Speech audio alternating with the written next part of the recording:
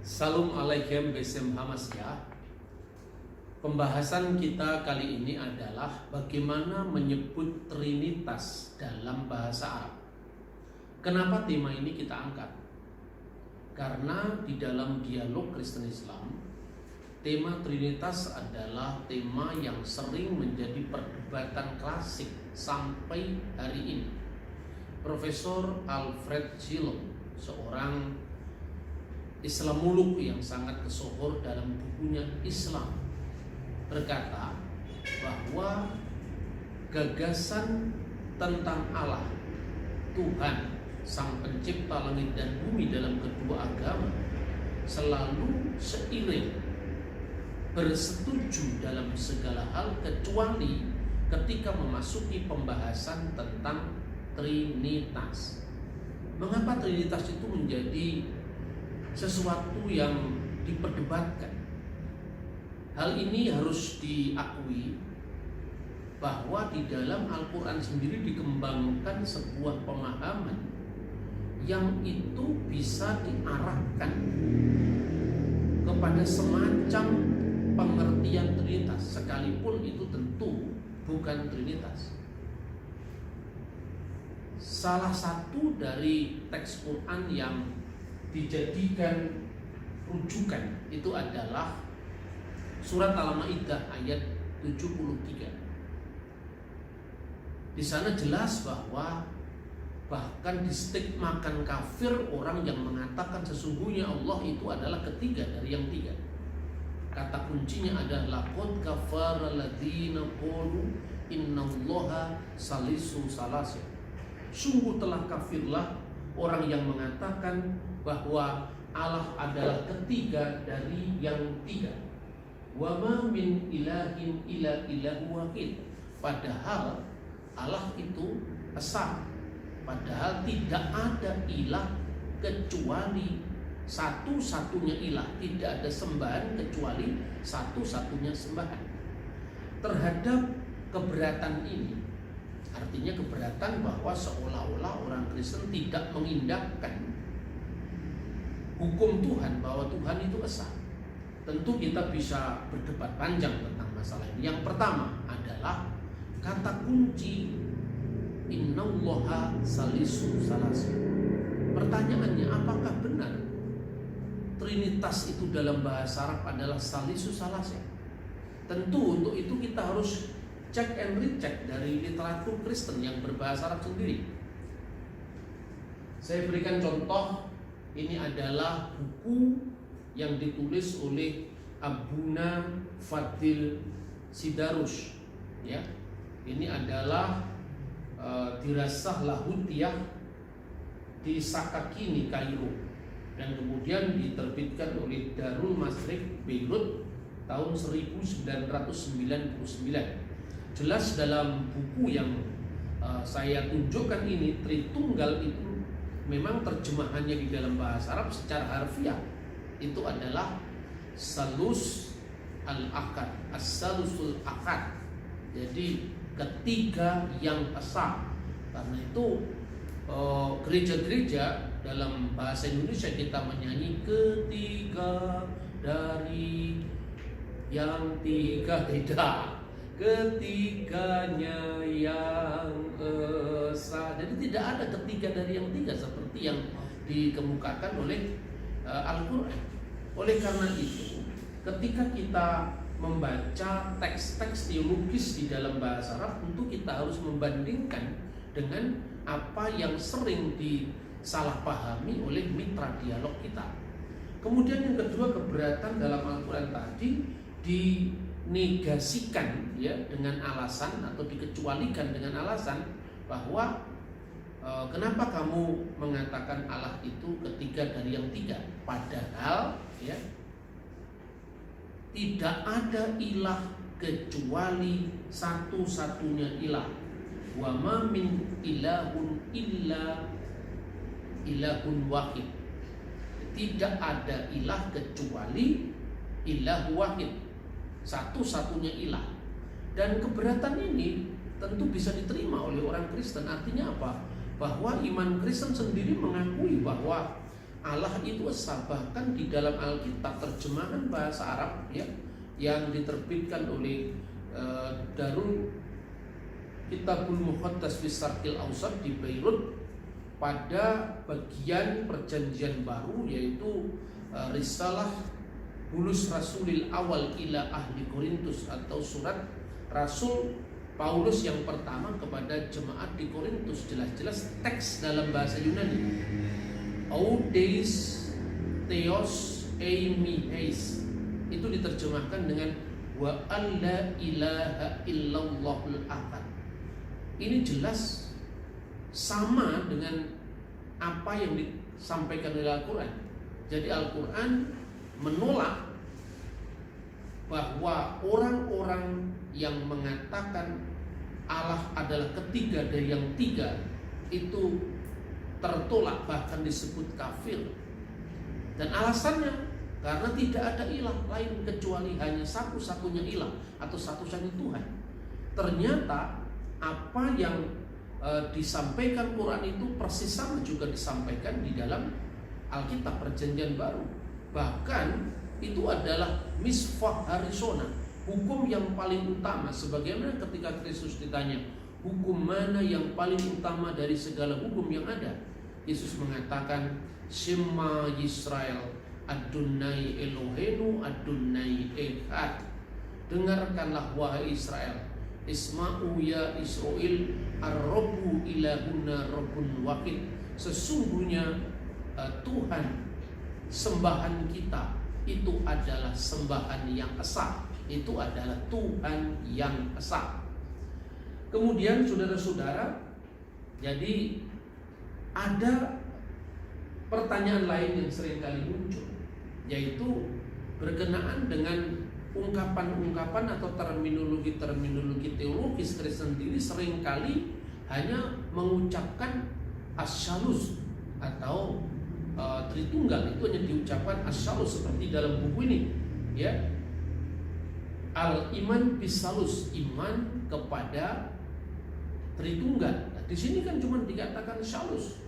Bukankah seperti yang disebutkan dalam Al-Quran, wala taqulu salasa, jangan kamu mengatakan tiga. Ini disebutkan di dalam surat An-Nisa ayat 171. Dan jelas-jelas dikatakan di sana, ya ahlal kitab, wahai ahli kitab, artinya orang Yahudi dan orang Kristen, la taqlu fid dinikum wa la taqulu Allah ilal haq. Jangan berlebih-lebihan kalian dalam agama kalian, dan jangan berkata tentang Allah kecuali yang benar. Di sini kaum ahli kitab artinya orang sebelum zaman Islam, maksudnya Yahudi dan Kristen, itu berlebihan dalam agamanya dan mengungkapkan sesuatu tentang Allah secara tidak benar. Lalu Al-Quran memberikan pedoman atau memberikan kanun bagaimana yang benar, khususnya pendapat tentang Isa, tentang Al-Masih. Itu diungkapkan, Innamal Masih Isa bin Maryam, sesungguhnya Al-Masih Isa putra Maryam itu Rasulullah, adalah Rasul Allah. Wa kalimatuhu alqaha illa Maryam wa ruhun minhu, dan dia adalah firman-Nya yang diberikan kepada Maryam dan roh daripadanya. Secara harafiah memang terjemahannya begitu, bahwa di dalam Islam mengartikan kata kalimat Allah atau kalimat minhu atau wa kalimatuhu alqaha ila Maryam itu diartikan sebagai Isa itu dikandung atau diciptakan dari firman dari dia. Itu adalah urusan penafsiran teologis. Artinya orang Kristen tidak perlu masuk di dalam tafsiran Islam. Tetapi jauh sebelum munculnya agama Islam, gelar Yesus sebagai kalimatullah itu sudah ada dalam Alkitab. Disebutkan secara khusus di dalam Injil Yohanes pasal 1 ayat 1, dalam bahasa aslinya adalah en arki in hologos ke hologos en prostantion ketios in hologos, yang diterjemahkan dalam Alkitab Muqaddas atau Alkitab dalam bahasa Arab, fil batil kanal kalimah wal kalimatu kana indallah wa kana kalimatullah. Tentu ini memiliki perbedaan penafsiran dalam Kristen dan dalam Islam. Tetapi artinya kalau keberatan Islam itu dijelaskan tentang posisi Isa yang sebenarnya sebagai kalimatullah, Kristen mengakui jauh sebelum munculnya agama Islam. Dan kemudian waruhum minhu, dan roh daripadanya. Dalam Islam itu ditafsirkan sebagai gelarnya Nabi Isa sebagai Rohullah. Di dalam Kristen jelas bahwa Roh Allah itu adalah proses dikandungnya Yesus ketika firman itu nuzul menjadi manusia. Jadi Maria ketika didatangi oleh malaikat, atau Maryam didatangi malaikat, bagaimana aku akan mengandung sedangkan aku tidak bersuami atau belum bersuami?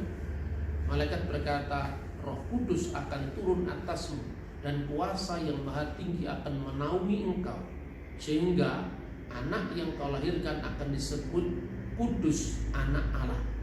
Jadi Roh Kudus ini diartikan sebagai Roh Allah sendiri yang menjadi penyebab dikandungnya Kristus dari perawan Maryam, bukan sekedar gelarnya Yesus Kristus. Karena Yesus Kristus tidak digelari Roh Allah dalam iman Kristen. Roh Allah itu Roh Kudus. Dan Tritunggal Maha Kudus mengajarkan kepada kita bahwa Bapa, Putra, dan Roh Kudus itu memiliki keunikan masing-masing dalam keesaan yang kemudian disebut sebagai persona. Meskipun ini harus dicatat dengan hati-hati, orang Kristen tidak pernah mengartikan persona sebagai tiga pribadi yang terpisah. Karena jelas-jelas bahwa Bapa, Putra, dan Roh Kudus itu adalah satu eksistensi, satu wujud. Wujud ini bukan wujud secara fisik, artinya satu eksistensi. Yang di dalam eksistensi Tuhan yang satu itu, yang dikiaskan dengan Bapa, itu berdiam kekal firman-Nya dan rohnya. Seperti dalam perumpamaan terbatas manusia, di dalam dirinya ada pikiran dan roh. Roh dan pikiran itu tinggal dalam diri manusia, tetapi tidak ada tiga manusia. Hanya bedanya di dalam diri Allah. Bapa, Putra, dan Roh Kudus itu memiliki pusat-pusat kesadaran tersendiri yang di dalam bahasa teologis disebut persona, atau dalam bahasa Yunani hipostasis. Hipostasis atau persona itu tidak sama dengan person dalam bahasa Inggris. Karena itu bapak-bapak gereja dan juga ungkapan teologis resmi mengungkapkan diskresi non separatif, distingsi non divisi, yang artinya bisa dibedakan tapi tidak bisa dipisahkan, dan memiliki keunikan masing-masing antara Bapa, Putra, dan Roh Kudus itu sebagai pusat kesadaran tadi secara tanpa terbagi atau secara tak terbagi, makanya non divisi. Nah, saudara-saudara, kita lanjutkan bagaimana sekarang ungkapan-ungkapan teologis dalam liturgi gereja, dan ini sangat penting. Bagaimana Tritunggal itu diungkapkan dalam bahasa Arab. Ini salah satu buku Holy Liturgy, yaitu buku liturgi suci di dalam bahasa Arab dari liturgi Basilius Agung, ya, yang dikenal dengan kitab Kullati al-Muqaddas li Mar Basilius al-Kubra, ya, atau Basilius al-Kabir di dalam bahasa Arab, ya. Di sini kita bisa melihat bagaimana pengagungan terhadap Tritunggal itu memiliki kekhasan masing-masing, tapi secara tidak terpisah, secara tidak terbagi. Bagaimana ketika orang Kristen misalnya ketika liturgi mengucapkan misalnya Al-Masdu lillahi, Al-Masdu lil Abi wal Ibni war Ruhil Qudus. Segala kemuliaan bagi Bapa dan Putra dan Roh Kudus. Al-ana wa kullu awanin wa ila dahrid dahirin. Amin. Segala kemuliaan bagi Bapa dan Putra dan Roh Kudus, sekarang dan selalu, serta sepanjang segala masa. Di mana kesatuannya di situ? Mungkin orang bertanya.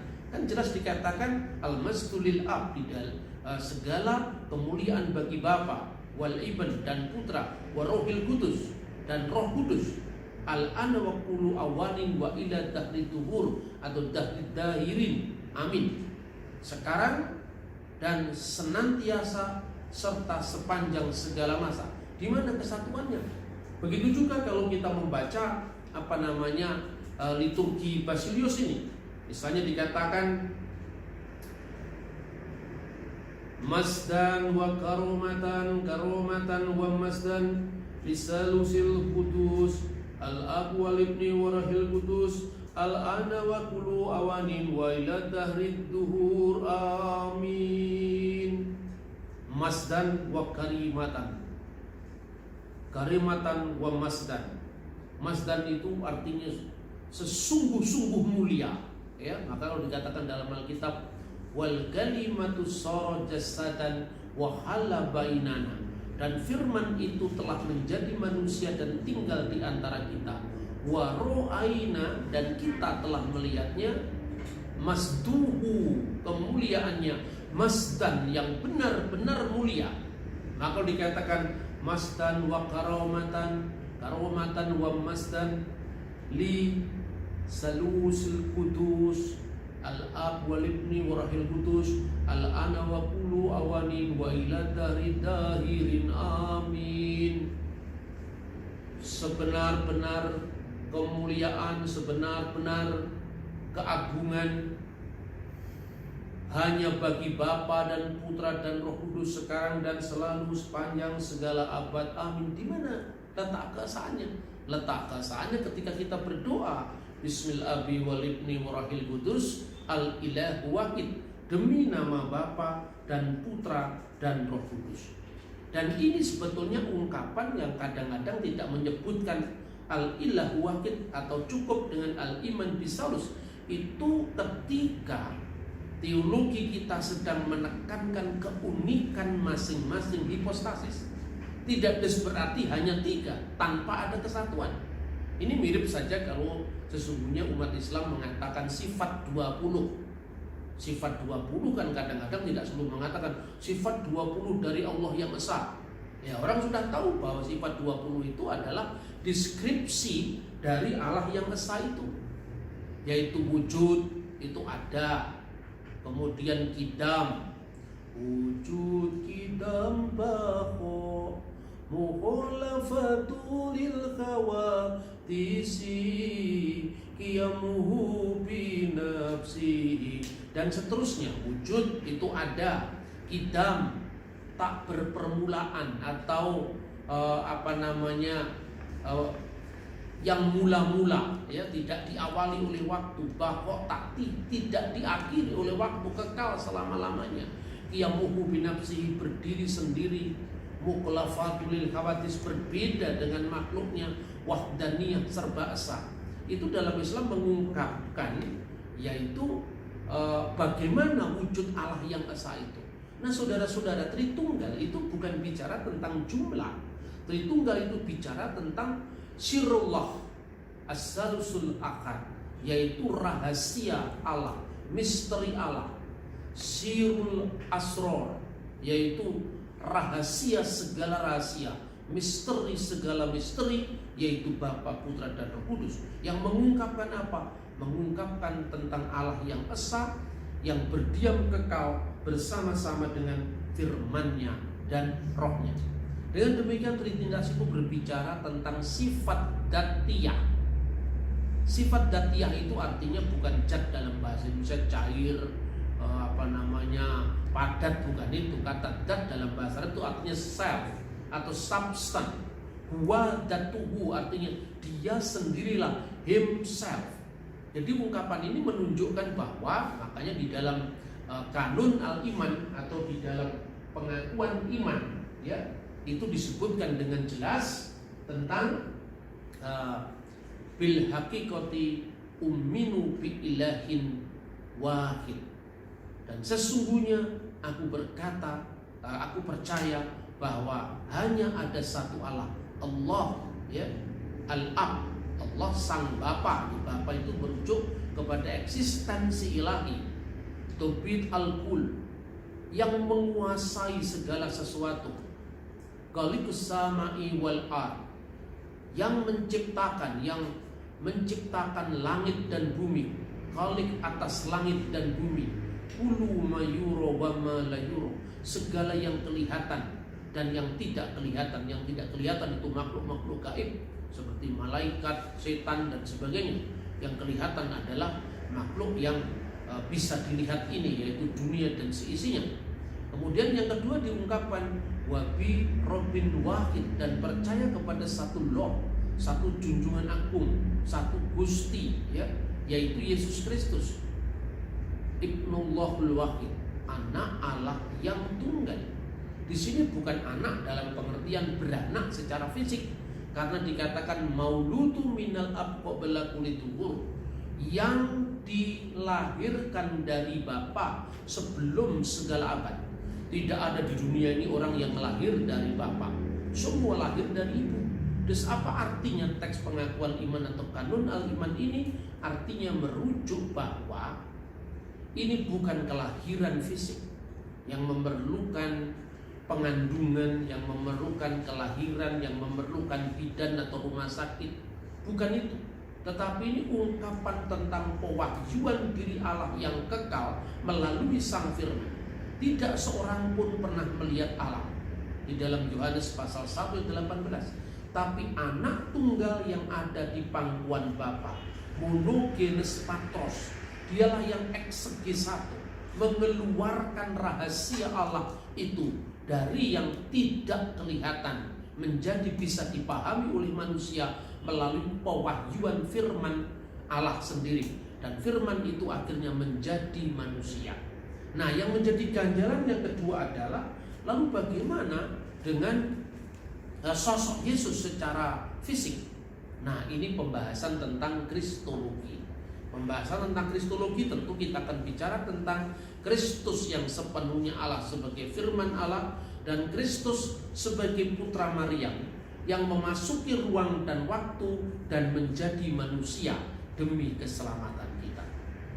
Kiranya firman Tuhan yang kita baca melalui ungkapan-ungkapan di dalam bahasa Arab yang ini banyak sekali merujuk tentang kekhasan dari iman Kristen itu bisa mencerahkan kita semua. Dan oleh karena itu kalau di dalam bahasa gereja kita mengatakan as-salus saja, itu bukan berarti 3 titik. Dan itu paralel dengan kata-kata wala taqulu thalatha, bukan itu. Tetapi itu menunjukkan tentang 3 sifat dzatiyah Allah yang sedang diungkapkan, yaitu Allah yang adalah Bapa, itu wujudnya yang kekal, yang di dalam dirinya itu juga diam secara kekal firman-Nya dan Roh-Nya. Maka kesatuannya jelas karena firman itu dilahirkan dari Bapa, artinya mijile sabdo langgeng saka Gusti Allah kang maha langgeng. Keluarnya, terwahyunya firman Allah yang keluar dari wujud Allah untuk menyatakan siapa Allah. Jelas satu asalnya, yaitu Allah yang disebut sebagai Bapa ungkapannya. Lalu Roh Kudus juga demikian, roh kebenaran yang keluar dari Bapa. Yohanes pasal 15 ayat 26, artinya sumber yang mengeluarkan firman maupun Roh Kudus itu satu adanya. Itulah sebabnya kesatuan itu memiliki keunikan masing-masing yang diungkapkan dalam pribadi, tetapi bukan pribadi secara fisik. Karena kata pribadi itu sebetulnya dalam bahasa Yunani adalah hipostasis, yang paralel dengan bahasa Syriak Aramaik, yaitu gnoma, jamaknya gnome. Kata gnoma diterjemahkan dalam bahasa Arab uknum, dan jamaknya adalah akonim. Maka dikatakan Allah itu adalah wahid fi jauhar, salah satu fi akonim, salasa fi akonim.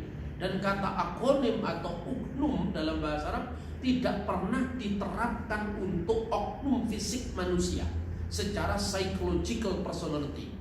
Sebab oknum secara psikologis dalam bahasa Arab adalah saksun, bukan uknum. Uknum itu hanya dipakai dalam bahasa liturgi gereja, dalam bahasa teologis gereja, dan itu pun hanya terdapat dalam bahasa Arab yang dipakai oleh orang-orang Kristen. Nah, dengan demikian melalui penjelasan ini bahwa Tritunggal itu bukan ketiga yang tiga, tetapi ketiga yang esa. Ini bisa kita pahami bersama-sama. Dan nantikan minggu depan saya akan berbicara tentang misteri Kristus, yaitu Dia yang satu tetapi ganda di dalam keilahian sekaligus kemanusiaannya, dan bagaimana antara hubungan kemanusiaan dan keilahian itu dalam kesatuan Kristus. Tuhan memberkati kita. Shalom alaikum bishem hamasya.